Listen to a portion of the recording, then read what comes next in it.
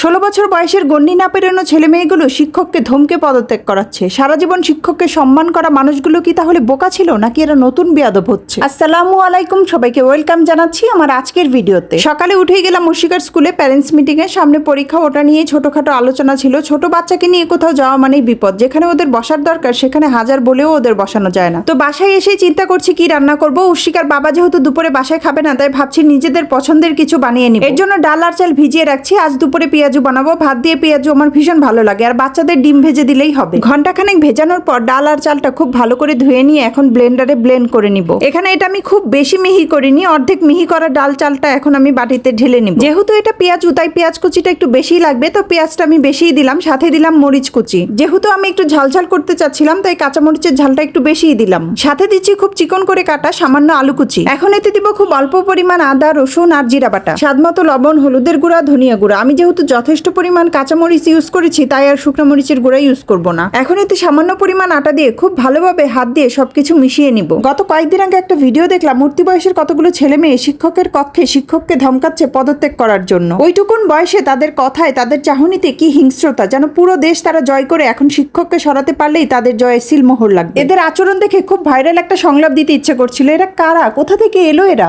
আমরা সবসময় দেখে এসেছি শিক্ষক আর শিক্ষার্থীর সম্পর্ক হচ্ছে শ্রদ্ধা আর স্নেহের সম্পর্ক। সেই সম্পর্কের বাহিরে এসে শিক্ষক পদত্যাগের নামে সারা দেশে যা হচ্ছে বা যে প্রক্রিয়ায় হচ্ছে তা কিছুতেই মানতে পারছি না। একটা শিক্ষকের ভালো মন্দ বিচারের ভার সে চাকরিতে বহাল থাকবে না, পদত্যাগ করবে, এর দায় কি শিক্ষার্থীর? এখন যদি সবকিছু শিক্ষার্থীই করবে, তাহলে পড়াশোনাটা করবে কে? আন্দোলন শেষ হয়েছে, এখন তাদের ক্লাসে ফেরা উচিত, পড়াশোনায় মন বসানো উচিত। তা করা বাদ দিয়ে তারা নিত্য নতুন কারণ খুঁজে বেড়াচ্ছে আন্দোলন করার জন্য। তাদের পছন্দসই শিক্ষক ক্লাসে আনতে হবে, তা না হলে তারা পড়তে বসবে না। শিক্ষক আওয়ামী লীগ হলে বিএনপির ছেলে মেয়ে ওই শিক্ষকের কাছে পড়বে না, আওয়ামী লীগের ছেলে মেয়ে আবার জামাতের কাছে শিক্ষা নেবে না। এটা কি আমাদের শিক্ষা ব্যবস্থা নাকি রাজনীতি ব্যবস্থা? এখনই এইসব কঠোর হাতে দমন করা উচিত। শিক্ষককে শ্রদ্ধা করা আমাদের শিক্ষারই একটা অংশ, তাই এইসব শিক্ষকের অপমান আমরা আর চাই না। যাই হোক, আমার পেঁয়াজগুলো কিন্তু এরই মধ্যে ভাজা শুরু করে দিয়েছি। রোজার মাসে পেঁয়াজ যেমন প্রতিদিনই খাওয়া হয়, বাকিটা সময় কিন্তু তেমন খাওয়া হয় না। তো মাঝে মধ্যে পানি এরকম ভাত দিয়ে খেতে কিন্তু বেশ ভালোই লাগে। তো আমার পেঁয়াজগুলো এরই মধ্যে লাল লাল হয়ে গেছে। পেঁয়াজটা কিন্তু মিডিয়াম আঁচে একটু সময় নিয়ে ভাজলে বেশ মুচমুচে হয়। আর পেঁয়াজু জিনিসটা যদি মুচমুচে না হয়, নেতানো হয়, তাহলে কিন্তু খেতে ভালো লাগে না। আমার পেঁয়াজু ভাজা শেষ, উঠিয়ে টিস্যুর উপর রেখেছি এক্সট্রা তেল শুষে নেওয়ার জন্য।